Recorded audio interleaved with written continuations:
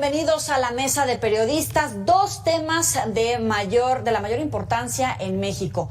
8.9 millones de mexicanos salieron de la pobreza entre 2020 y 2022, según Coneval. ¿Es obra del presidente López Obrador o a qué se lo podemos atribuir?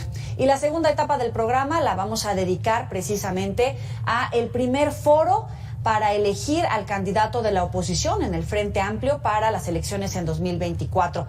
Primero que nada, le doy la bienvenida a mis invitados. Ulises Castellanos, director de Zona Cero. Como siempre, gracias por estar con nosotros. Bienvenido. Gracias, Joely. Saludos a Luis Miguel.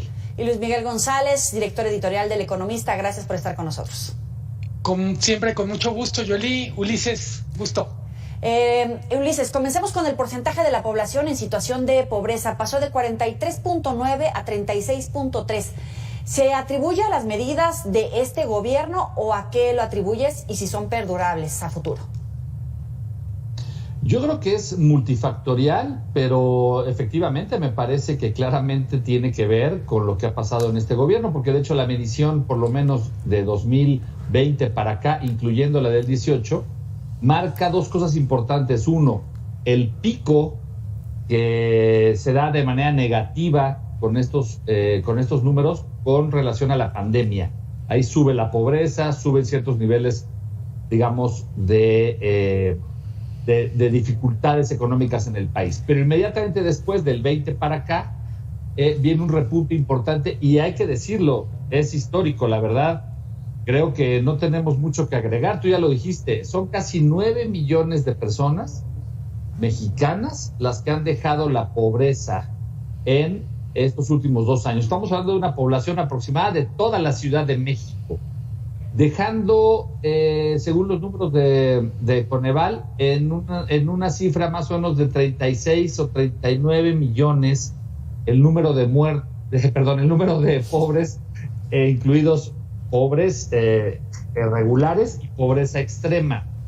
Es una cifra interesante porque es 1 de cada 3 mexicanos el que se encuentra en pobreza, y hace 2 años casi era 1 de cada 2 mexicanos. Entonces me parece que es una cifra que se va a minimizar, ya lo sabemos, por buena parte del ecosistema que actualmente existe de cara a las elecciones, pero que es un dato, me parece muy importante, y yo creo que nadie puede regatear los números que da el Coneval. Luis Miguel, los programas sociales evidentemente siempre se les atribuye parte de este trabajo, pero también son ampliamente criticados por la opacidad en el manejo de los recursos o el uso político de los mismos. ¿Han incidido en alguno de estos indicadores de pobreza? Creo que como dice Ulises, primero hay que destacar la seriedad de quien emite los datos. Es Coneval. Creo que mucha gente que nos está viendo o escuchando probablemente diga, oigan, pero hace 15 días también hablaban de algunos datos de pobreza, hace 15 días se da a conocer la encuesta ingreso-gasto y ahora tenemos, a partir de esa encuesta, la interpretación que hace Coneval. Hay que aclarar, tenemos que evaluar este sexenio a partir de los datos desde el 18 hasta el 22. No nos sirve 2020 por las características de 2020. Fue un año marcado por la pandemia. Si recordamos la discusión hace exactamente 2 años con esta fotografía, lo que estaba evaluando, yo creo que de alguna manera también muy polarizada, era que también había gestionado el gobierno la pandemia. Uh-huh. La fotografía del 2020 es el retrato de México en la sala de terapia intensiva. Números extraordinariamente altos de pobres, etcétera. Me parece que el dato más relevante tiene que ver con pobreza extrema. Hay muchas discusiones sobre si medimos bien quiénes son pobres, pero no conozco ninguna discusión donde se ponga en duda lo serio que es pobreza extrema. Pobreza extrema es quien claramente no tiene satisfechas necesidades básicas de alimentación, salud o vivienda. Eran aproximadamente 8.5 millones en 2018 y ahora son 9.1 millones. ¿Qué nos dice esto? Que la pobreza extrema es extremadamente complicada de erradicar entre otras cosas porque la población sigue creciendo. Es decir, aunque atiendas a más personas, tienes más una población objetivo mayor. Entonces yo diría, lo que nos está dando esta fotografía, que es complementaria a la encuesta de ingreso-gasto, es los programas sociales ayudan, pero no terminan de resolver carencias. Aparecen dos en la ENIC, complementado con lo de Coneval, aparecen dos indicadores importantes. La cantidad de personas que tiene carencias en el acceso a la salud y en el acceso a la educación creció. En el caso de salud es un escándalo, crece de 20 a 50 millones. Y en educación el decrecimiento es marginal. Solo enfatizar una cosa, yo diría, y coincido en eso con Ulises, me gustaría tender un cable con él, es por un momento no veamos esto si es el gobierno o no. En muchos casos estamos fallando como sociedad.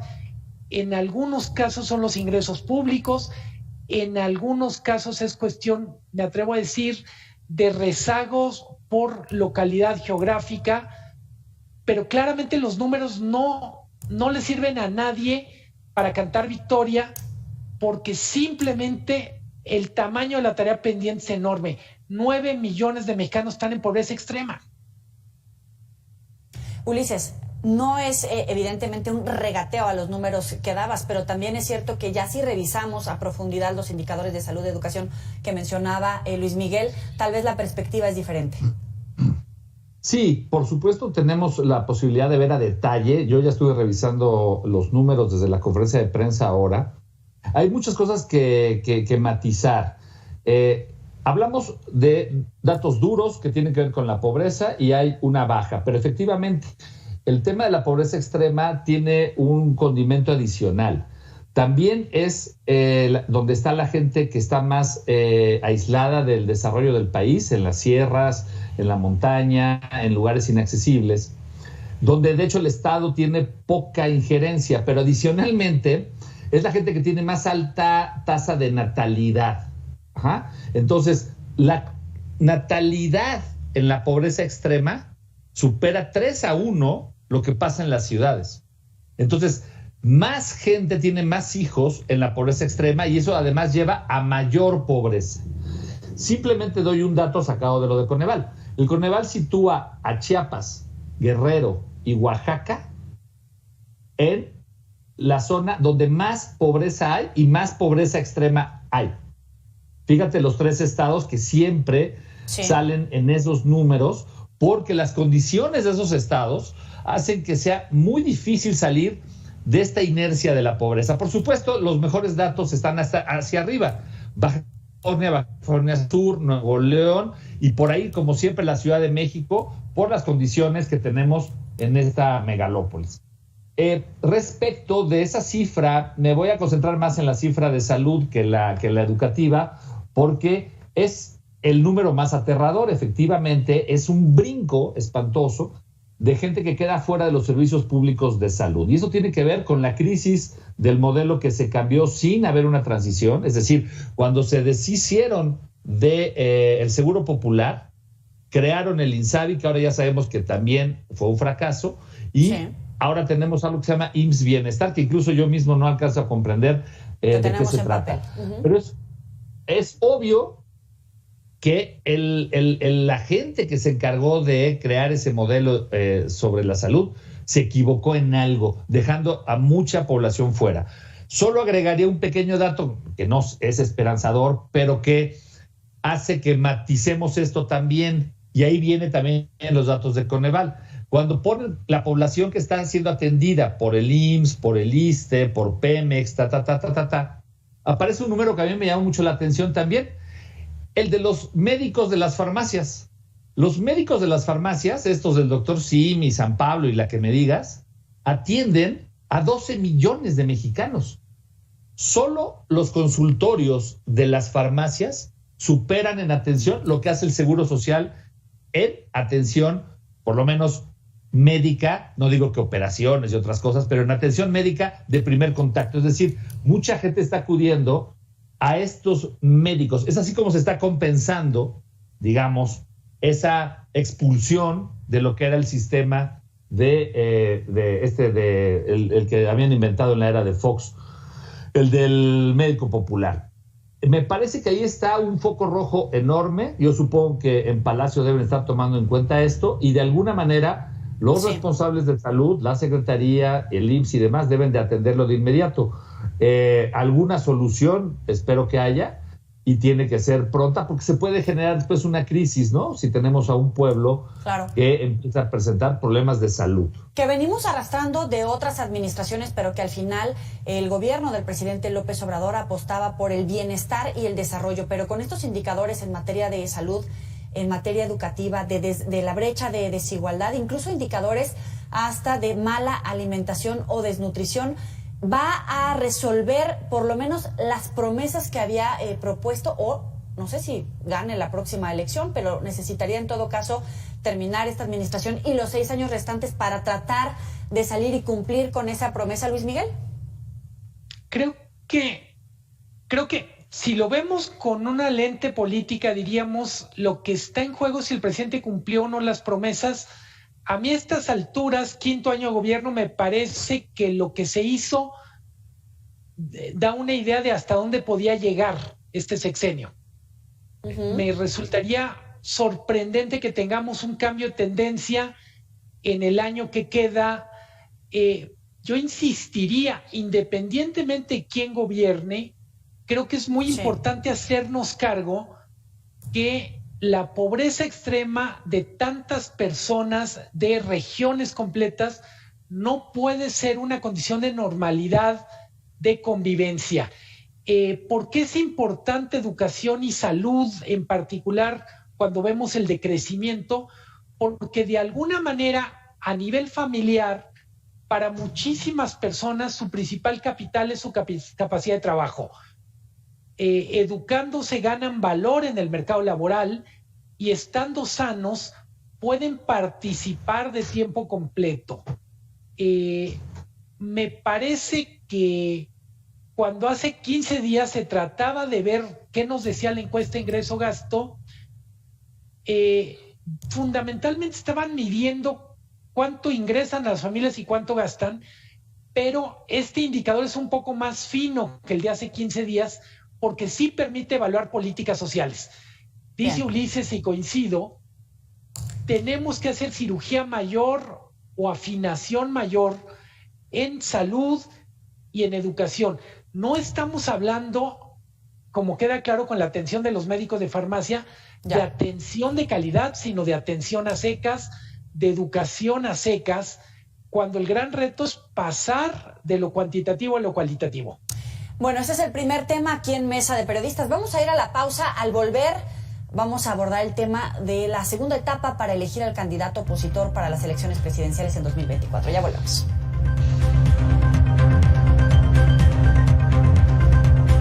Continuamos en Mesa de Periodistas. Vamos con la evaluación del proceso en el Frente Amplio. Primero, Preciado deja la contienda y dice que es un fraude, que Xóchitl Gálvez será la candidata de la oposición. Y hoy son solamente 4 los que están participando en esta siguiente etapa. El PRD se pone en pausa. ¿Es legítimo y democrático el proceso en la oposición o es una simulación como se dejaba ver en el proceso y se quejaban incluso del proceso de Morena, Luis Miguel? A ver. Creo que hasta que no sepamos el final no sabremos muchas cosas, pero yo diría, en términos generales, la democracia implica mecanismos para discutir o dirimir conflictos. Me extraña, por decirlo menos, que le estemos dando tanto crédito a las críticas de Preciado. No era un contendiente bajo ninguno de los parámetros que puede hablar uno de contendiente. Me parece más significativo cuando Lili Telles se baja al principio y dice, esto no me conviene, no es conveniente. Yo diría, creo que es un proceso interesante que pone en duda, yo diría, o mejor dicho, que pone a prueba, por un lado, la capacidad de interactuar en los partidos con la ciudadanía. Lo que vimos en el recuento de firmas es que efectivamente había algunos que uno dice, ¿cómo es que Silvano Aureoles, Miguel Ángel Mancera, prácticamente sin moverse, tuvieron la mitad de firmas o un poquito menos de la mitad que Enrique de la Madrid y Beatriz Paredes, que estaban más activos? Yo diría, las críticas hay que tomarlas de quien vienen. Jorge Preciado me parece que es un jugador bastante menor. Sí hay que tomar en serio que el Frente se está jugando mucho en su supervivencia en términos de credibilidad del proceso, de democracia, y en última instancia, al igual que Morena, está jugando esto en su capacidad de mantener la unidad una vez que acabe la competencia. Sí, de acuerdo. Ulises. Mira, trataré de no apasionarme con el tema. Apasionate, adelante.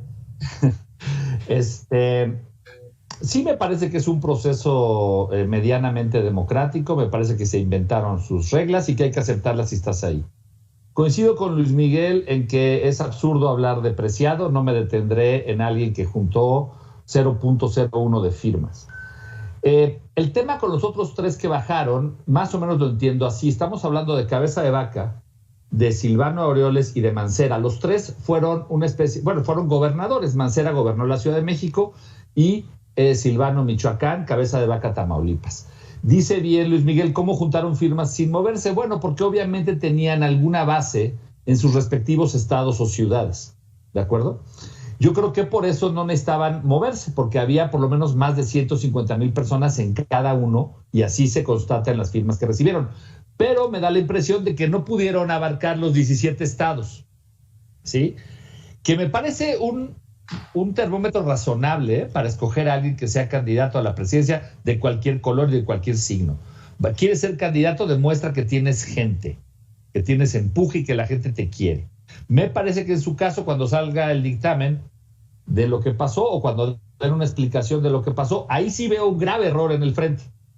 El Frente no solo debió haberles notificado a ellos cuando les notificó, sino que ya tendrían que tener un vocero ahorita diciendo, estos son los números de Mancera en todo el país, estos son los números de Silvano, de todos. Así lo hizo Xóchitl, así lo hizo. Y estos no cumplieron las reglas que todos nos pusimos. Coincido en que es absurdo el berrinche que están haciendo, unos más, otros menos. Cabeza de Vaca no hizo nada, lo aceptó y se fue. Mancera está entre hacer berrinche y no, pero Silvano Aureoles sí hace un berrinche. ¿Por qué? Porque hacen lo mismo que cuando se apuntaron. Quieren algo, ¿sabes? Ahorita, ahora que pasó el último foro, ya le están rogando al PRD de que regrese, porque obviamente le van a ofrecer algo a estos personajes, Senado, Cámara de Diputados, y están vendiendo cara a su salida. Es un juego político.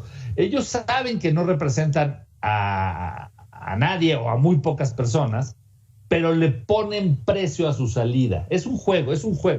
Algo quieren. Xóchitl está en el juego porque ella habla de mantener la unidad, que se suma, evidentemente tratando precisamente. Estos cuatro que quedaron, los dos del PRI, los dos del PAN, los cuatro han invitado a los tres a que se queden y que el PRD es indispensable.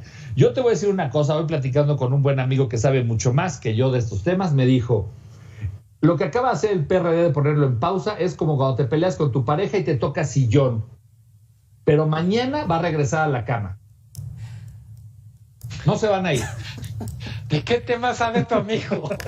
¿De qué estamos hablando? Del PRD, que está haciendo una daraca de 2 días, de 3 días ofendido, pero va a regresar, porque no tiene futuro fuera del Frente. Oye, pero a ver, Luis Miguel, ¿el Frente queda mejor posicionado después de este proceso que se está desarrollando? O incluso también te pregunto si el fuego amigo, de lo que puedan decir estos que se enojan y se vayan al sillón o se vayan para siempre, si va a terminar con las esperanzas para el próximo año. A ver, yo creo que en el conjunto la evaluación es positiva. Entre todos juntaron o convocaron más de 2 millones de firmas. Decían ayer a la hora de presentar los resultados, esto hubiera bastado para registrar 8 partidos políticos. las firmas que juntaron. Hay que decir que las reglas son muy generosas porque además de darles el registro les damos dinero. Pero yo diría que el balance general es positivo para el Frente. Me atrevo a decir que incluso en el proceso de Morena el balance es positivo. Donde creo que está el problema, ya lo habíamos comentado alguna vez, es el Frente y Morena salen fortalecidos porque la gente conoce mejor a sus candidatos, a sus candidatas, pero salen, yo diría, muy debilitadas las autoridades electorales con esta simulación de una precampaña que es calificada como no precampaña. Con algo que no es un debate, pero tampoco es una exposición porque no pueden, porque serían actos anticipados, pero en realidad sí están exponiendo. Que además, yo insisto, ya quedamos por hecho que hay recursos públicos en esto, de muchas maneras. Yo diría, lo mejor es que nos cuenten más qué quieren hacer con el país, dónde quieren cambiar en Morena y en el Frente. Pero yo diría que no hay manera de pensar que el saldo es negativo para el Frente, como no hay manera de pensar que el saldo es negativo para Morena. Sus candidatos ganaron visibilidad, de alguna manera están empezando a fijar el guión de lo que va a ser la competencia. Eso es, yo diría, es positivo para ellos y para la ciudadanía, pero a costa de la autoridad electoral. En 20 días, por supuesto que ya más o menos vamos a tener pintado cómo va a quedar esta final, tanto en el Frente Opositor como en Morena. Hoy por hoy tenemos un minuto para cada uno. ¿Cómo ven las figuras del Frente Amplio versus Morena? ¿Quién contra quién? Porque Xóchitl sigue a la cabeza, pero vaya, al final el proceso apenas comienza. Yo creo que será un duelo para el 24, un duelo de mujeres. Y lo celebro mucho, quede quien quede en ambos. Bueno, me parece que en Morena obviamente quedará Claudia, pero quizá en el Frente pueda quedar Xóchitl o Beatriz. Pero ojalá sea esto, porque va a dar un paso importante para el país, porque va a haber dos candidatas competitivas a la presidencia de la República, y me parece que es un salto cuantitativo. Estamos un poco perdidos ahorita en la coyuntura de quién nos cae bien, quién no nos gusta, etcétera. Pero el solo hecho de que sean punteras las mujeres, porque en el caso del Frente la puntera es Xóchitl, me parece muy sano. Vamos a ver qué aprendemos los hombres, vamos a ver qué aprenden los hombres de la política, de cómo se hace política con una mirada femenina. Este país se puede poner a la vanguardia en ese sentido, las mujeres lo merecen, y me parece que sea lo que sea para el 2024, si este país es gobernado por una mujer, espero nos dé serenidad y nos plantee una nueva perspectiva hacia el futuro, donde también todos nos serenemos. Luis Miguel, la misma pregunta. Me sorprende coincidir tanto con Ulises. A mí más. No recuerdo un programa, un tema. A ver, creo que el escenario más probable es Xóchitl contra Claudia Sheinbaum, pero puede haber sorpresas. Yo diría, hablamos de escenarios más probables. Yo no diría que este escenario ya esté escrito con mármol. No son las profecías ni nada por el estilo. Del otro lado, tengo la impresión que lo que sigue es más fácil para Morena porque usaron un mecanismo que han ido probando. Hay quien dice la encuesta es una simulación porque en realidad de voluntad de López Obrador, pero para hacer simulación se complican mucho. Yo diría, las encuestas sí van a contar y en algunos casos, en el caso de Morena, pienso, la pregunta entre líneas es ¿quién crees tú que quiere el presidente a quien tú quieres que sea el candidato? Para el Frente es mucho más complicado porque viene un proceso en donde vamos a tener encuestas, pero también vamos a tener evaluación de otras cosas y creo que la puntera no tiene la maquinaria. Interesante. Me quedan 30 segundos. Eso es muy complicado las cosas para el Frente. Me quedan 30 segundos para cada uno rápidamente. Hubo un cruce importante donde hay entre líneas que el presidente López Obrador es un machista por este cruce que sostiene con Xóchitl Gálvez. Para otros hay un abuso hay un uso excesivo de la figura de violencia política de género. En tu percepción, Luis Miguel. Creo que metió la pata el presidente, que en este país, por el contexto de violencia en las mujeres, uno siendo hombre no puede decir, porque a mí no me aplican la figura de violencia política. Creo que estarán ahorita en el equipo del presidente en control de daños. Lo diría, es una metida de pata, es indefendible en la forma en que lo argumentó. Ulises, 20 segundos. Sí, en este contexto es indefendible, pero yo también diría que no abusemos de la palabra misoginia, de la palabra machismo para todo, porque no nos va a dejar margen para debatir nada. Ulises Castellanos, director de Zona Cero, Luis Miguel González, director editorial del Economista. No venimos a coincidir, aunque en esta ocasión sí, pero sí a escucharnos y contrastar precisamente las opiniones. Gracias por su participación. Nos vemos la próxima entrega de Mesa de Periodistas. Buenas noches. Buenas noches.